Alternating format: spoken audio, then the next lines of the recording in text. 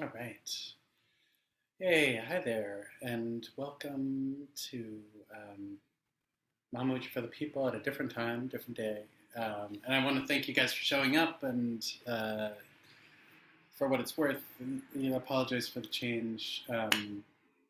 The real big reason behind the change in time is on Fridays now, I'm continuing the work of blessing the bodies of people who have died and are being buried in the city's Potter's Field. And it I rely on the arteries of New York City transportation to get home, and Fridays I don't think I would be able to do it, without losing my mind every Friday, rushing. And the older I get, the less I like to rush. It doesn't make me feel important. It makes me feel crazy. So, and it's actually not particularly conducive for the practice of Mahamudra either. So, um, it's nice to slow down. And also, I think I'm becoming a fan of midday practice things, right? That it allows us to slow down. And so I just want people to know, people here and then people watching the recording, that if you can only show up for your lunch break, or for whatever time it is, that's okay. Show up, participate, and leave as you need. Um, there are no tests. There's no grading, or anything like that. So you won't be penalized. Uh, Today, I wanted to kind of come back a little bit to some basics, with respect to, maybe we could say, can I use a mic? If you don't mind me stopping, I will stop and go get a mic.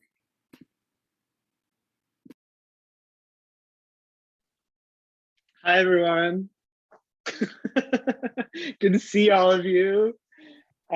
Thanks for, hanging in there as we got the schedule change. I'm really glad we can have this time to settle in a little bit more together. But it's really nice to see all of your beautiful faces or screens. If you're not on the screen, that's beautiful too. Payne, I like your fake digital background. You said this is a fake digital background? It's the most beautiful fake digital Zoom background I've ever seen.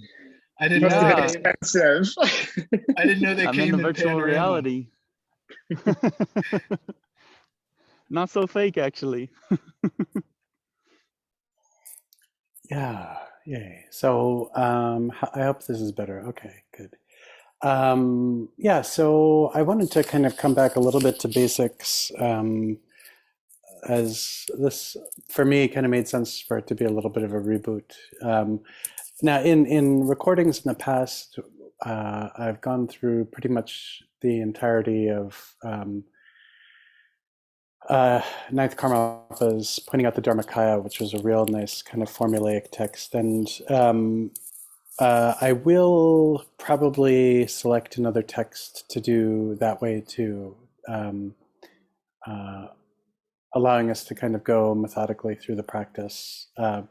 But what I wanted to just kind of introduce a couple of concepts today. And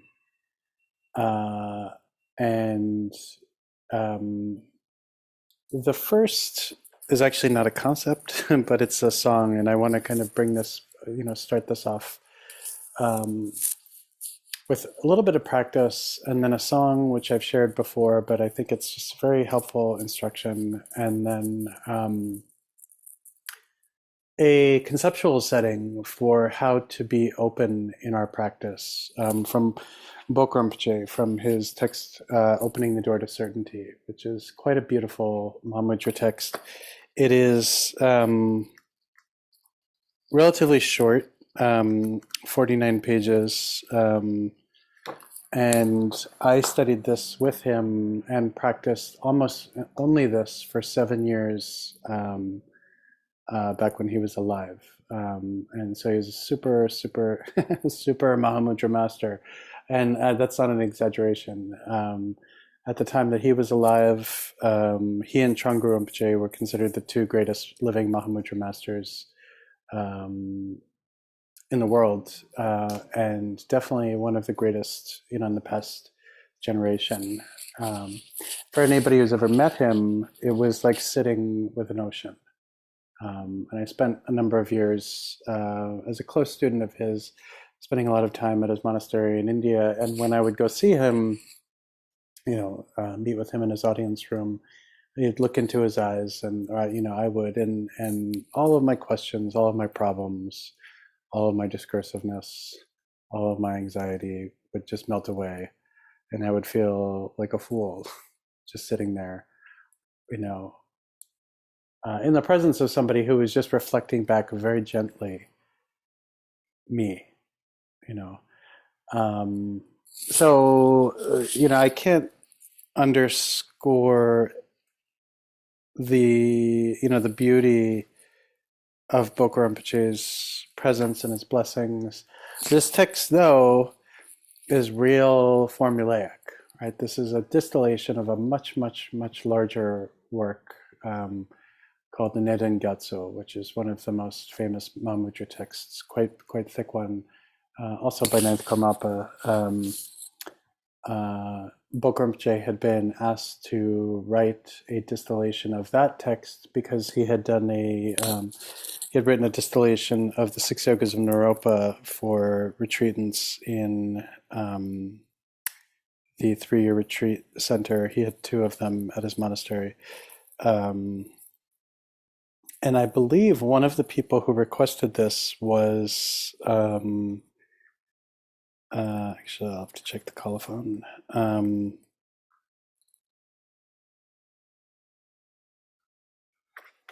Yeah, it was. Pardon me. Yeah, so Nedo Chukchung Chokcho Rinpoche, who was one of the students. He was the son of the previous Karma Chagme Rinpoche, who was great, also Mahamudra master. I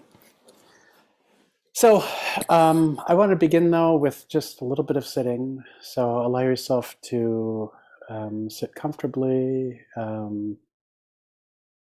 Typically, as per the tradition, one would sit with legs crossed, your hands in meditation mudra under the navel, your back straight, shoulders, sometimes they say stretched out like the wings of a vulture, your chin slightly down, your tongue and your lips relaxed.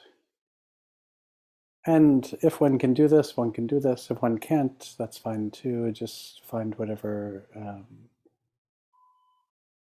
posture feels comfortable. And allow yourself to gaze into the center of space itself, right in front of you. Letting your gaze be non-referential, open, vast. Try not to move your eyeballs, right? No darting here or there.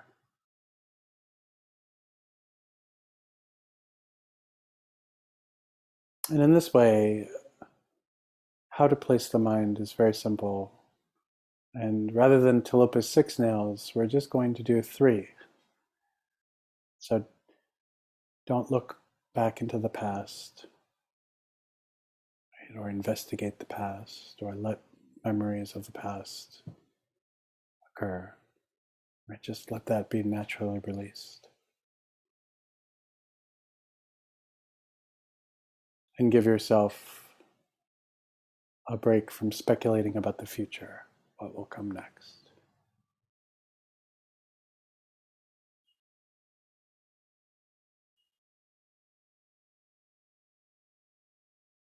And then don't put any pressure on this moment, the present. And just allow yourself to rest freely and naturally into this timeless experience. We'll do this for 10 minutes.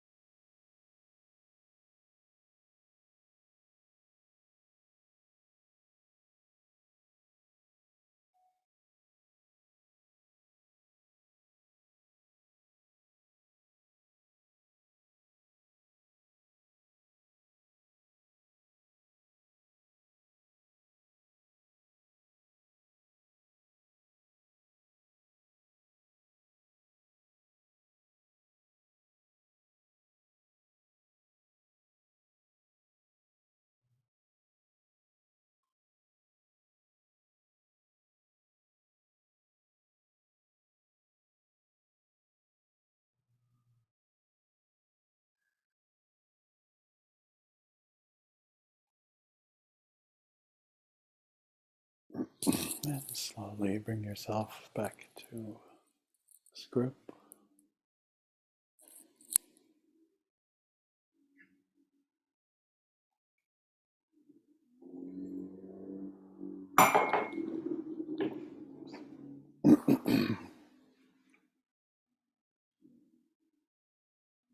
Yeah, so just being easy, relaxed.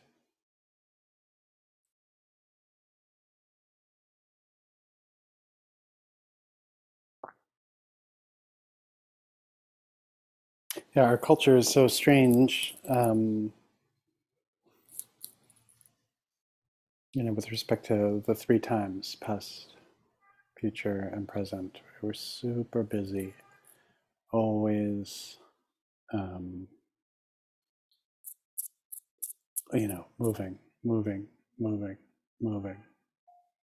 Um, I really don't like talking about plans.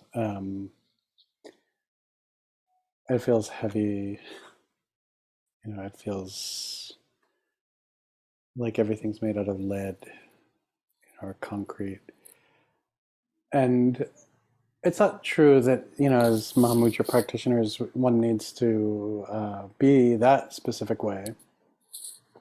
But I think that it can be helpful, in addition to this kind of practice, to really let go, to really let go of the speediness, um, the way in which things seem to unravel, that it the need around perhaps this idea of having to respond to things quickly.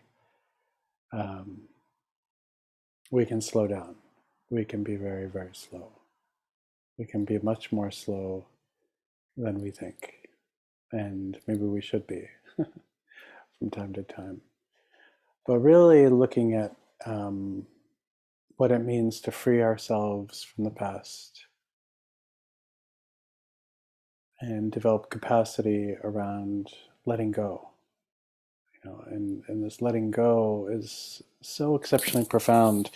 In the beginning, letting go feels uncomfortable, sometimes a little scary. Sometimes we can have this feeling that if I let go, whatever I've been working with or working on or striving towards will disappear forever.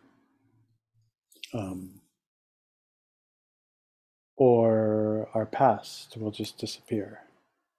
Or our storyline will disappear, be erased. And I want to invite people to really explore letting go as much as you can. Let go, and just feel into what happens. Use your Dharma practice as a way of engaging direct experience, and from that direct experience, using any felt sense of clarity, any felt sense of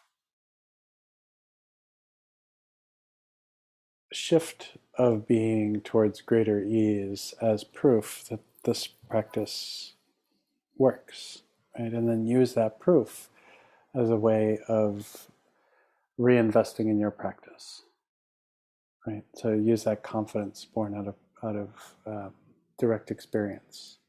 That's really important.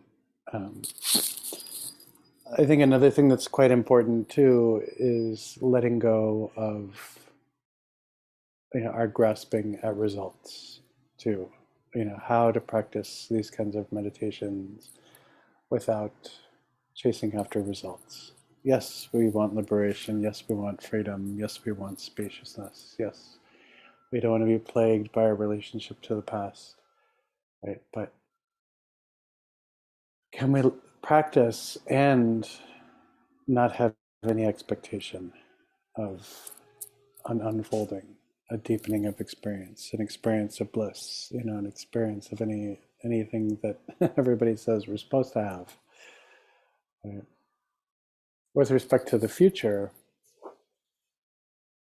imagine a guillotine just cutting any future occurrence. Hasn't happened, why worry? Might not happen, why worry? We might die, why worry?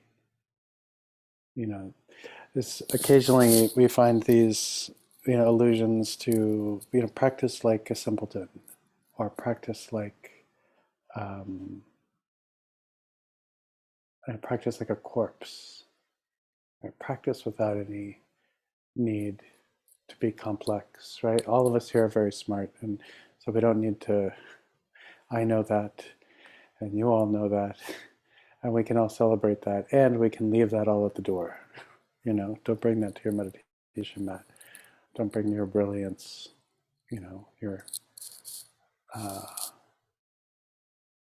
discursive mind, and even your religious mind. With this kind of practice, you could say like Dzogchen is a little fast and direct, and Mahamudra is soft and gentle. But they're both two sides of the same coin. And with both of them, excessive religious thinking gets in the way. With both of these things, just resting into pure being is really the point. I was talking with somebody a little bit ago who's super smart and wonderful, and we were talking about they were talking about Foucault, and I like to sometimes think of Dharma differently, and Foucault offers a lot of really interesting places to look at this kind of thing, and it's not everybody's bag. But as this person was talking, for some reason, the thing that kept coming to my mind was that, maybe original sin is our relationship to concept and cognition. That maybe actually, we are animals, right? Which we are. And maybe we don't let ourselves be simple and direct and free like animals, and that our cognition, our constant relationship to concept, our need for things to be a particular way, our projections of conceptual framework, of religiosity, of systems of organization, of if X then Y, blah blah blah blah blah blah blah blah, is just, that's our problem, maybe. And I want to just kind of throw this out there for people just to lightly contemplate. I don't want anyone to not that anyone would, but use this recording as a, Justin is, anti-intellectual, because that's not what I'm saying. But I am kind of anti-corpse, sorry, not corpse. I love corpses. Concept addict. I'm anti that. I'm not particularly interested in. I love religion, and I love to read about religion and study religion, but I'm not particularly into being religious, so so to speak.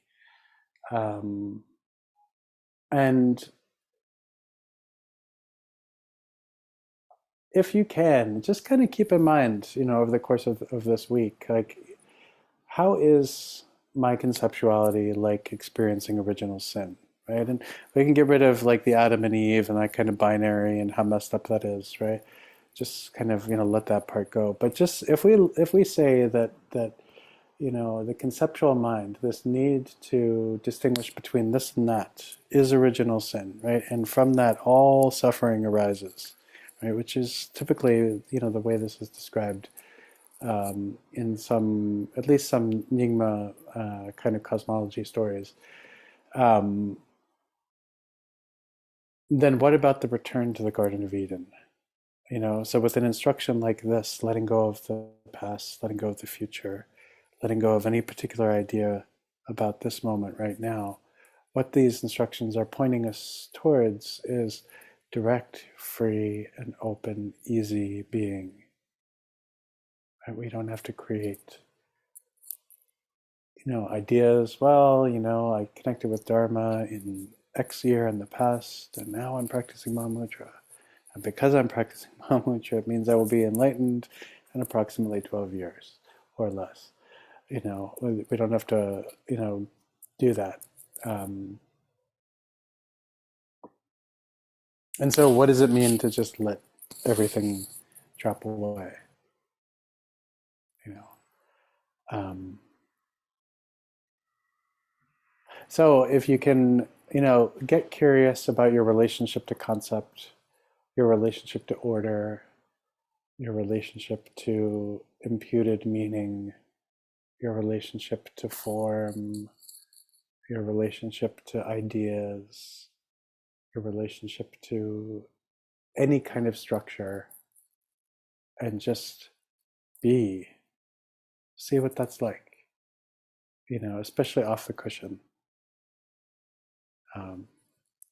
On the cushion, that can be a little quote unquote easier. Off the cushion, it's really worth looking at, when you look at the news, your reactions, right? The news, the news sucks, right? It's like a constant source of frustration. It's just looking at the news, right? And it's one thing to be dispirited and disenchanted and upset by the direction things are going, right? It's another thing for us to get lost in a mire of desperation and to get lost, So I would also ask people to look at what the difference is between relinquishing this relationship to concept and letting yourself experience ease even when everything around you is on fire or is falling apart or is moving in a direction that is not healthy for humans, for animals, for other beings we don't even understand. And look at this very basic thing, right? That Mahamudra practice is about liberating your mind, right? But Mahamudra practice is, liberating is weird too, because liberating kind of means, freeing. And what does it mean to free your mind? It means, you need to understand it. You need to know it. And you can't know it without sitting with it. Otherwise there's some kind of strange bypass happening where we're trying to rush, into awakening. So I want to just share this song, which I have before. So if you've heard this before, I'm not losing my mind and I'm not suffering from dementia. I'm bringing this up because it's important, right? So this Guru Yoga from Kempo Gongshar called The Gathering of Blessings. And so if you can, just let yourself hear these words and don't get wrapped up in writing things down. Just allow yourself to experience. So allow yourself to sit freely, openly. Let your mind settle. And as you hear these words, just let the sound hit your ear and whatever experience arise.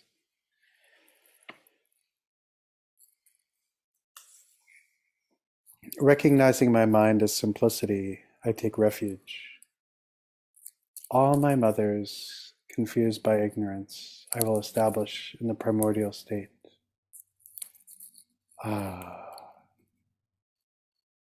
Within the space of pure perception, innate awareness is free from emanating and gathering, and the unceasing energy of awareness arises as everything. Pervading all of samsara and nirvana, this is the glory of existence and peace, awareness emptiness, and the expanse free of grasping.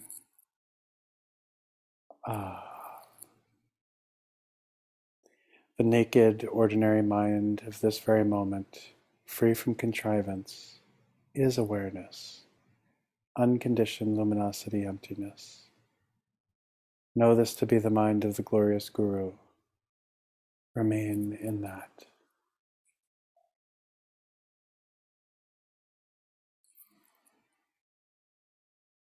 Recognizing my mind as simplicity, I take refuge.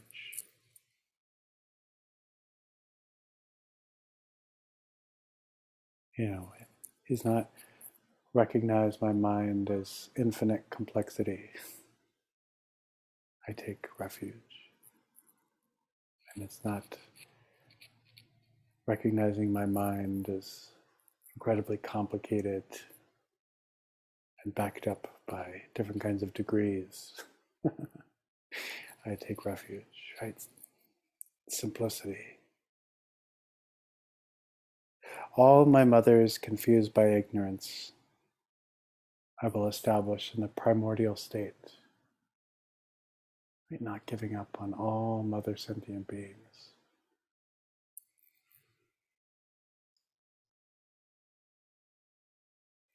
Within the space of pure perception, innate awareness is free from emanating, creating many different forms, and gathering, grasping, bringing back. When the unceasing energy of awareness arises as everything. So take a moment to engage all of the appearance wherever you are.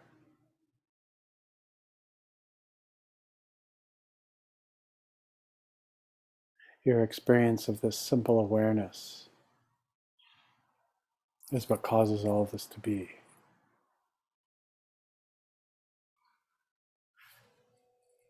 This is like a closed set, if we like math, which I don't.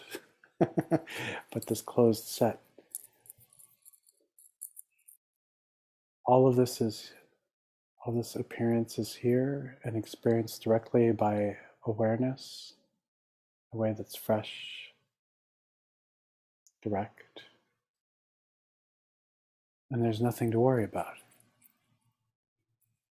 There's nothing to project onto anything. We're experiencing cup. So for me, cup, table, chair, floor, ceiling fan,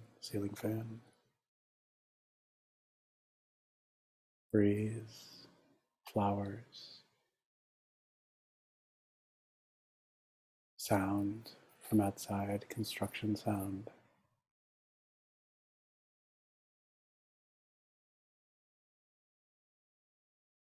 Tea drinking or coffee drinking.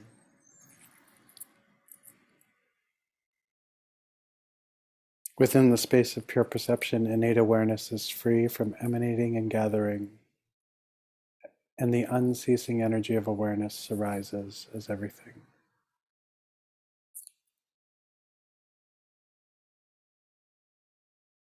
Pervading all of samsara and nirvana. This is the glory of existence and peace. Awareness, emptiness in the expanse, free of grasping.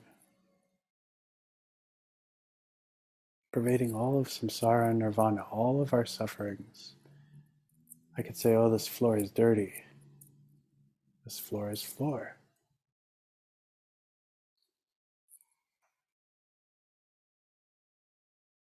Free from contrivance.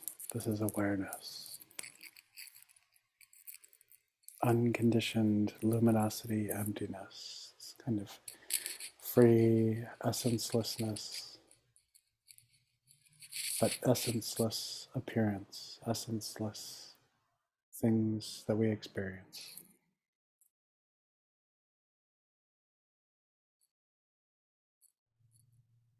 The naked, ordinary mind of this very moment, free from contrivance, is awareness. It is unconditioned luminosity, emptiness. Know this to be the mind of the glorious Guru. Remain within that. This is your Guru.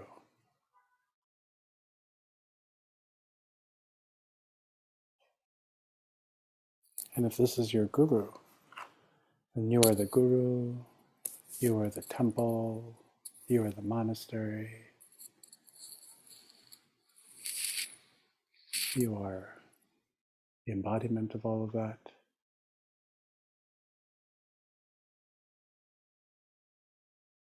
Right, so why do we need to be so complicated? But it's important, because in Boku Rinpoche's opening the door to certainty, he goes off, in a very, honest and clear and true to tradition way by laying out some of the kind of preliminaries to Mahamudra. So the common preliminaries being the four thoughts that bring the mind to Dharma. And then the uncommon preliminaries being the Nundro practices, so refuge and prostrations, Vajrasattva, mandala offerings, and Guru Yoga. And yes, yeah, thank you, Eric, for that. And so, actually, within the Karmakaji tradition, the Nundro as we know it is really, it's called the Mahamudra Nundro, right? It exists specifically for the practice of Mahamudra. And it's become, ubiquitous. It's used for everything. But then Boku Rinpoche goes on to explain what is called the special preliminaries, right? So there's the common preliminaries, the four thoughts that bring the mind to Dharma, right? And then the uncommon preliminaries, the Nundro practices. But then there's the special preliminaries. And so these special preliminaries have to be in place for us to be able to realize Mahamudra. Right? And these are very fascinating. They're very beautiful, and I still remember very, very, very, very clearly. This is probably going to be etched in my mind until I die. When I first heard him teach this, it was in Bodh Gaya in 1997. We were under the Bodhi tree, and he taught it, and there was something about the light in the afternoon, the whole thing, the sound of his voice, the meaning of the words, it just really, really kind of captivated me. So, and again, these Tibetan texts, I love them, and I love Tibetan culture, and they're very kind of categoric, right? They're very kind of encyclopedic, which is not good for my brain doesn't really work that well in that way. But so this first point is called the causal factor, right? And so he says that this is perfectly mastering our stream of mind, having cut away any attachment and bond, inclined to disinterest for this world, and inclined to the wish for liberation. We dwell alone in a very secluded place and renounce any activity containing outer or inner distractions. And so I live in Brooklyn, and so I could say, New York City, and I could say, well, how does this apply to me, right? And there is an instruction that we find in the Guhyasmaya Tantra, and we also find this in the practice of illusory body, called the three isolations: the isolation of body, the isolation of speech, and the isolation of mind. And all this really is these are instructions on the isolation of body is to rest yourself into, meditative asana. The isolation of speech is to be quiet, not make sound, and regard all sound as primordially pure. And the isolation of speech is to let your mind be natural, uncontrived, without any relationship to concept and projection, etc. And so one can either go into actual isolation, or one can rest into these kinds of isolations. Right? And this is called the causal factor. So it's being able to be in a state, orient ourselves, you could say, in a way which, it specifically says, has cut away any attachment and bond, inclined to disinterest for this world, right? So we don't want to be interested. We don't want to be detached. And then we don't want to be overly preoccupied with liberation. We want to be even. We want to be equanimous. We want to be present.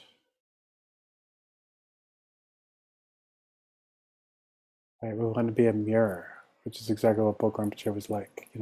Sitting with him was to sit with your own experience. And it was fascinating with him because, you'd automatically begin to project. And then for some reason, you just kind of notice your projections because he was hard to even just pin down, even just sitting opposite him. So this is the causal factor. So this is one of the first, this is the first special preliminary. So the what he's saying here is that the special preliminary here, the first one, is to be equanimous, to be even, to not be extreme, right? To not say, oh man, all this construction outside, I want to go live in a cave, or oh man, this family life is so busy and I'm never in control of anything, it seems, and all I do is respond to other people's needs. I'm tired. Well, get over it. Just be easy and even. This is hard. I see a lot of people struggle, and I've done this too. Struggled in my own way around this. Well, things would be better if, everything would be, so much more aligned with my practice if it was something other than it is right now. So this is a really, this instruction is rooted in meeting every moment with a certain element of, you could call, cosmopolitan maturity. Right? And it's not to say anybody's immature, but it's just, there are highs and lows, there are ups and downs. There are noisy people, there are quiet people. We are noisy, we are quiet. Sometimes we grasp, sometimes we push away. But how to be even, how to be still. And like that, Kempo Gongshar song, how to have a mind of simplicity in it all. How to let go of the need for this to be a particular way. I am a Mahamudra practitioner. I should have a high throne, get massages.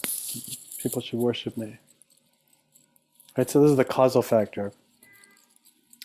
And then the principal factor, this is kind of, this one's easy. The principal factor is, he writes, because the path that brings us to realize Mahamudra depends solely on the Lama, we need to be directed by an authentic spiritual friend. And then he says, this master assumes 4 aspects.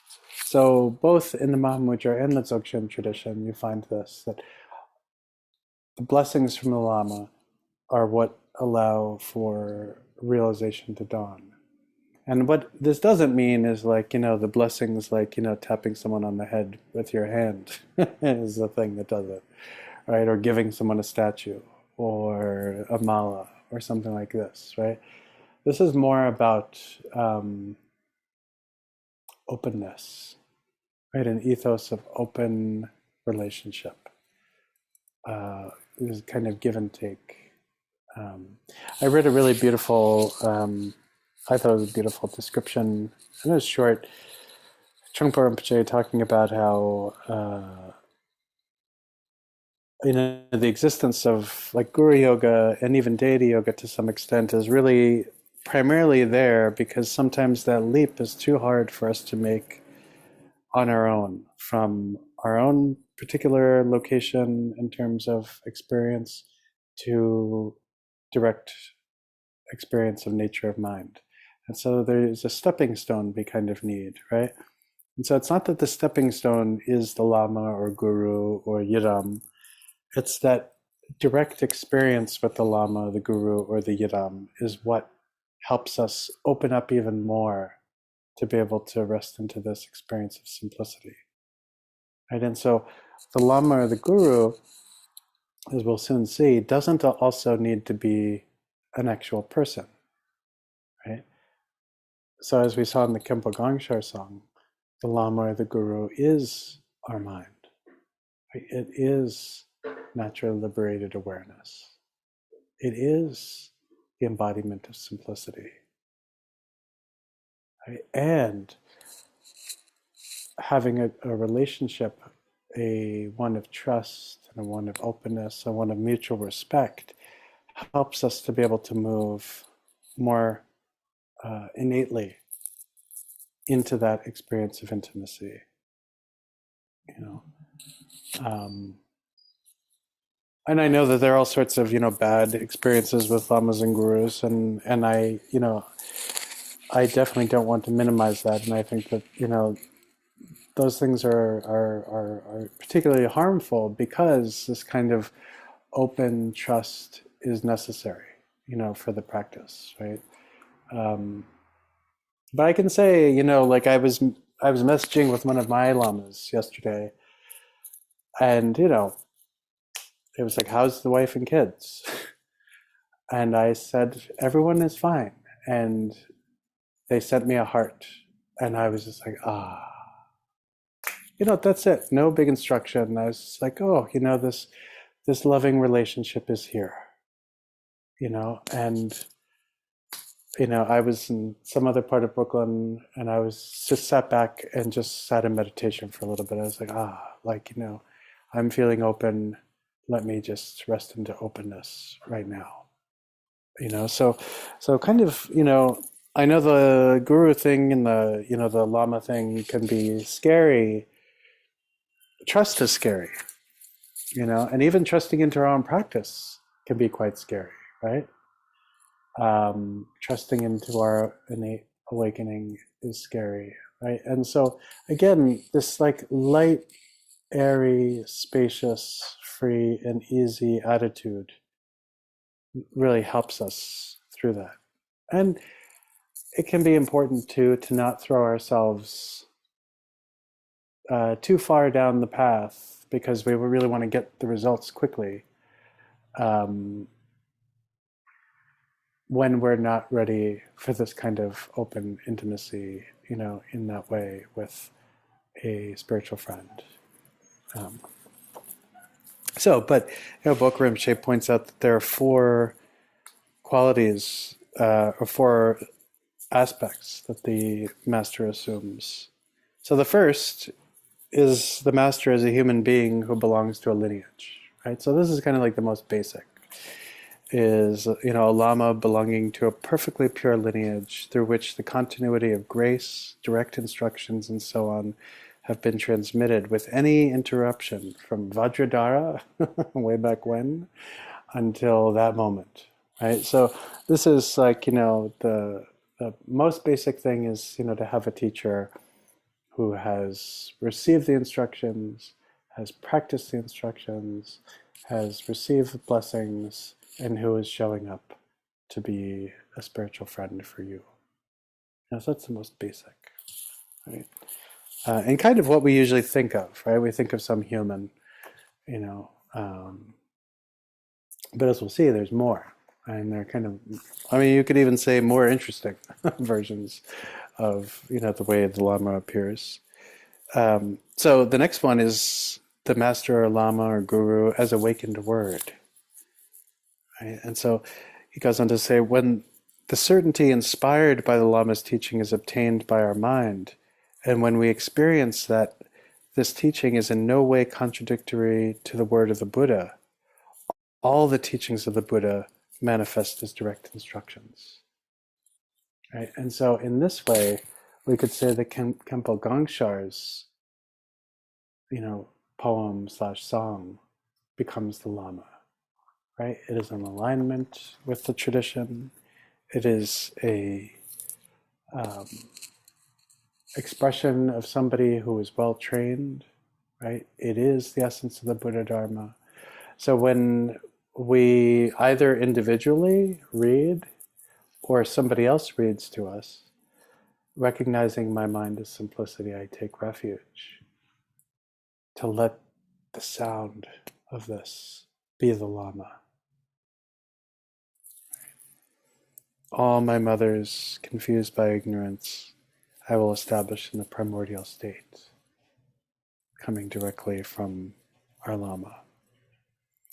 Within the space of pure perception, innate awareness is free from emanating and gathering, and the unceasing energy of awareness arises as everything, says our mind, the Lama. Pervading all of samsara and nirvana, this is the glory of existence and peace. Awareness, emptiness, in the expanse free of grasping. Ah. The naked, ordinary mind of this very moment, free from contrivance, is awareness, unconditioned luminosity, emptiness. Know this to be the mind of the glorious Guru. Remain in that. This is it, an experience of the Lama. This is the thing that opens up all word. Yeah. See you, Ekta. So this idea of, I like to think of it as a form of bibliomancy, right? So there's geomancy, right? Interacting with the earth, right?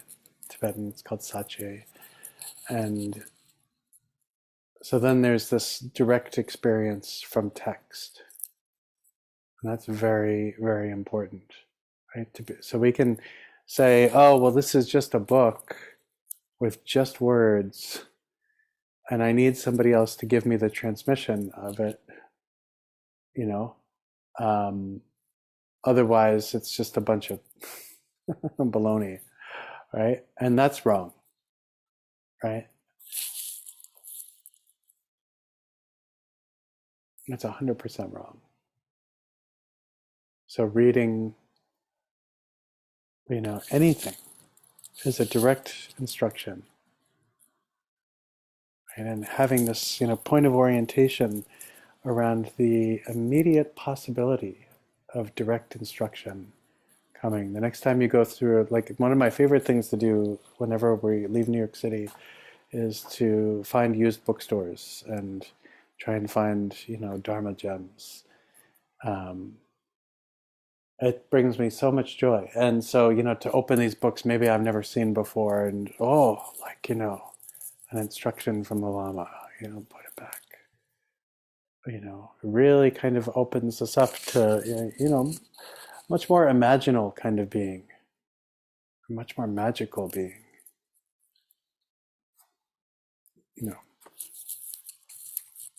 And so then there's the master of the Lama as symbolic appearance. So Bokram Rinpoche goes on to say, given that all material phenomena of samsara and nirvana, outer or inner, whether elements or transformations of elements, show us the aspects of the path by signs and metaphors, there is nothing other than the Lama. Right? So absolutely everything we see, everything we hear, everything we think, everything we encounter becomes the Lama. And I don't have the journal right in front of me, but I still have the journal here from when he gave this teaching. And he went on to say when he taught that the clouds become our teacher. When leaves fall, that's the expression of the Lama. The way that birds' footprints look like on sand or mud is the Lama. Dropping a glass and it breaking is the Lama. Gluing something, fixing something is the Lama. One's mala breaking is the Lama. Falling off a cliff is the Lama. There's no end. right? And this is really, I mean, all of a sudden, right? We're transported into a very different kind of experience. We're no longer just, people who are interested in a thing called Buddhism. No, we're actually, directly encountering every apparent aspect of phenomena as the guru, as the teacher, as a spiritual friend. Everything we look at, everything we behold, everything we feel.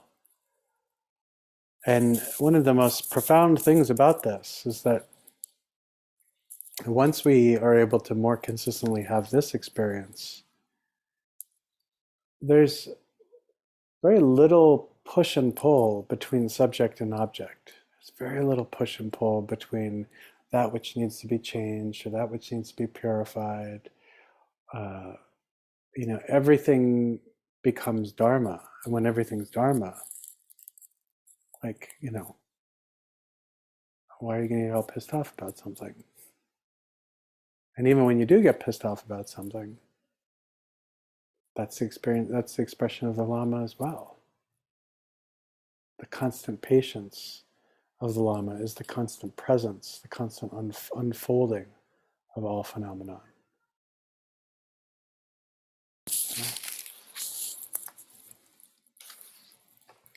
And so then the fourth of these different aspects of the Lama is the master, Lama, or guru as ultimate nature, Dharmata. Right? And so through the direct vision, the realization, and the sure and unmistaken understanding of the nature of our own mind, we realize the nature of all phenomena. And so this is where we often experience our Lama in Mahamudra practice. Right? So in this practice of sitting, and we'll sit in a little bit, sit and experience mind severed from the past, mind severed from the future, this moment being completely severed from itself. This is where the Lama arises. Fast mind is the Lama manifesting as fast mind. Mind of stillness is the Lama manifesting as stillness. Space, spaciousness is the Lama arising as spaciousness. Joy or blissfulness is the Lama arising as joy or blissfulness. No separation. Everything is okay.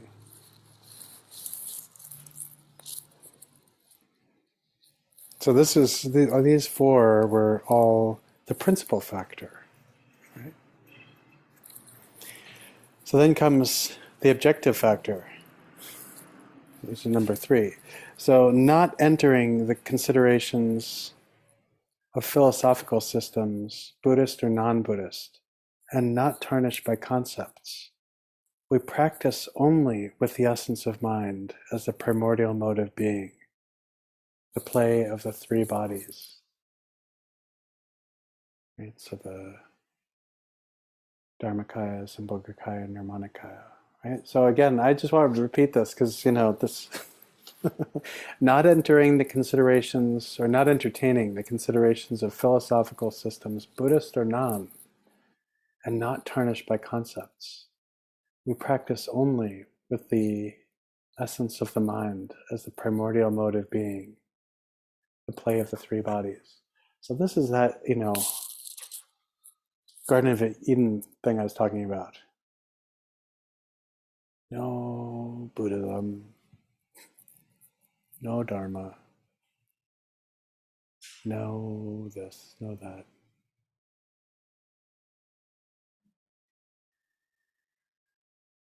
Letting go completely. Letting go completely. No butter lamps. No prostrations. No kangyur, no tangyur sitting there getting dusty, being unused. No statues getting dusty. We practice only with the essence of the mind as the primordial mode of being, the play of the three bodies. So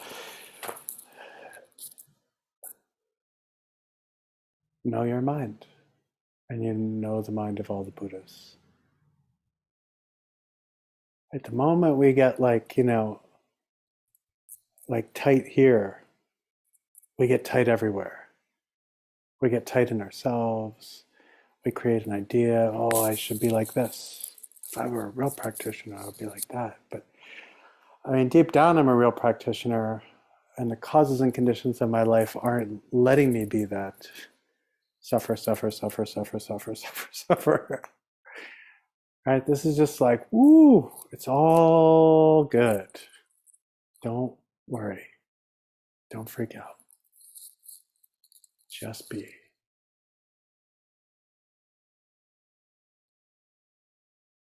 This is like the antidote for our times, right? When you look at our weird political system and everyone's like split, down the line, this and that, fighting, blah, fighting, right? All this suffering created in between. Yeah, it's these binary systems. They don't work. When we fall into binary systems, we don't work.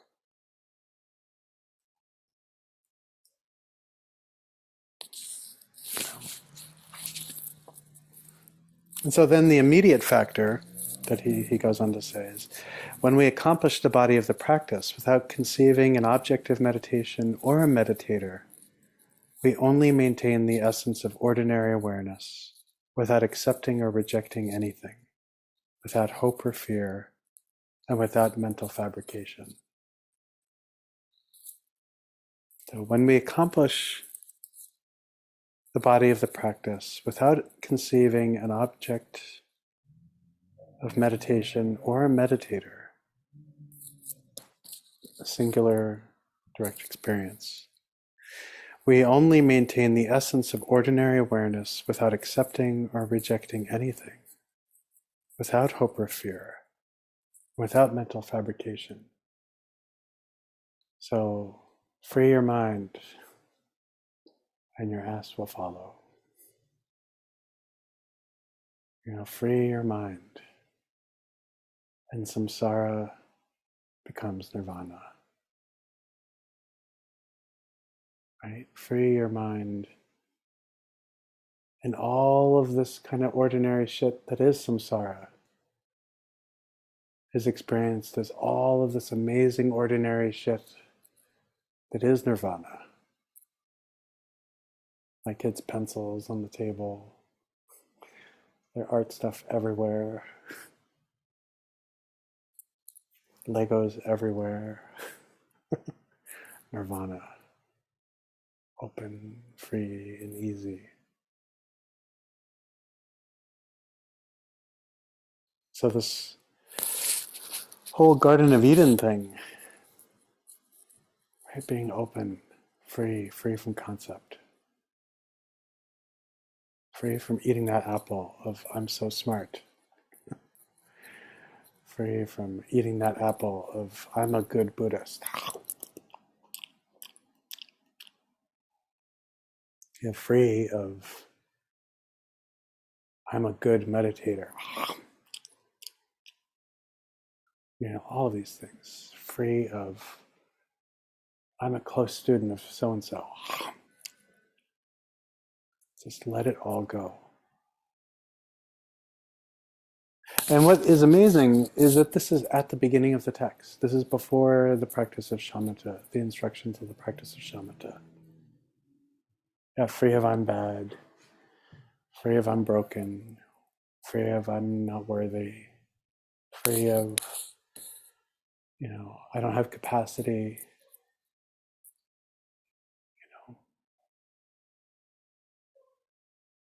afraid of I can't.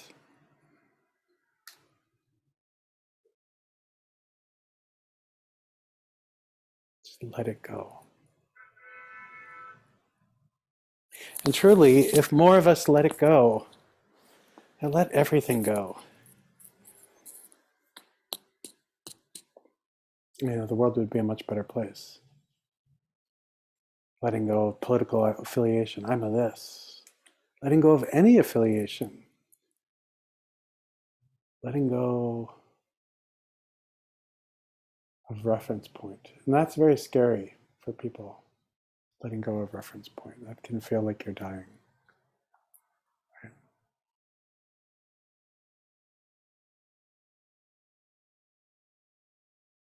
And yet that's part of the work.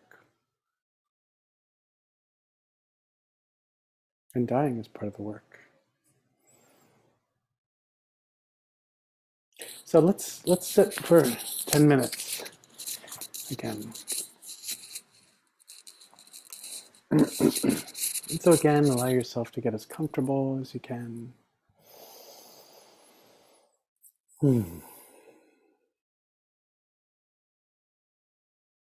If it helps, this is actually what Bokar Rinpoche taught. You can, before you start to meditate, if you put your wrists on your knees or thereabout, it doesn't have to be exactly perfect, right? And inhale through both your nostrils, white light.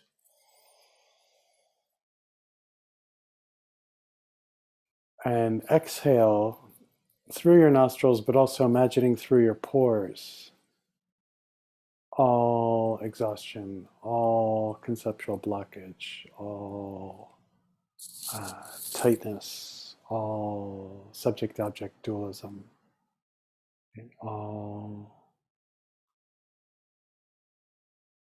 tiredness, etc. And this is kind of a very different way of purification of breath kind of practice. But so inhaling this white light and almost extruding through all of your pores, this kind of dark, tarry gook, representing just all of your conceptual blockage. And if you want to, you can allow your body to appear as if it's crystalline.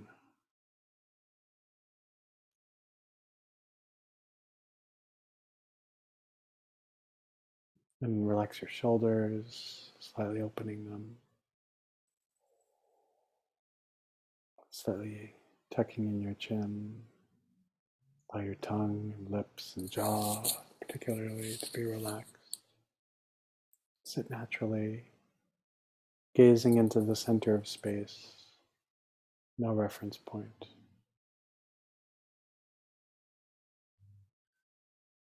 Stare wide-eyed. Without moving your eyeballs.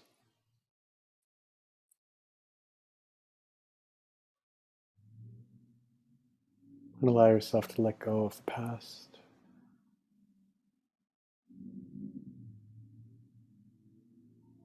Allow yourself to drop any preoccupation with the future.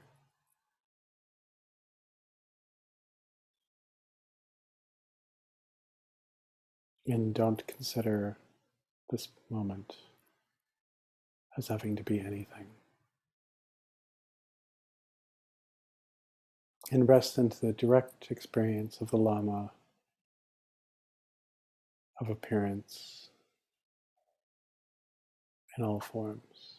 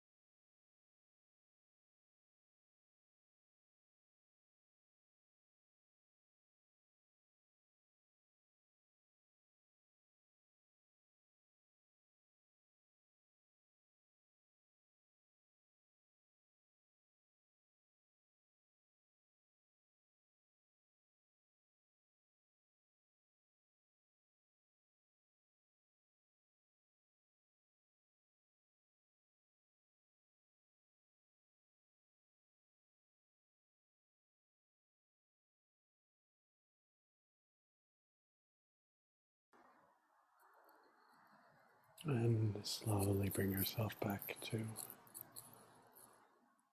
this group.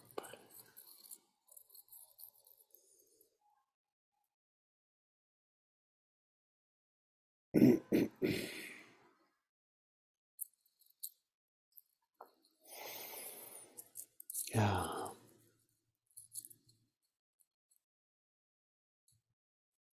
So I just wanted to start with that for this series of this new time. And if people are comfortable with going slow, maybe we could go through this whole book Rinpoche text slowly, with a lot of shamatha, a lot of vipassana or lakton, a lot of the union of both of them. And then, we can pull in some other texts when subsequent kind of things need to be addressed. Yes, Eric. I don't know if I caught the name of this particular text. Oh, yeah.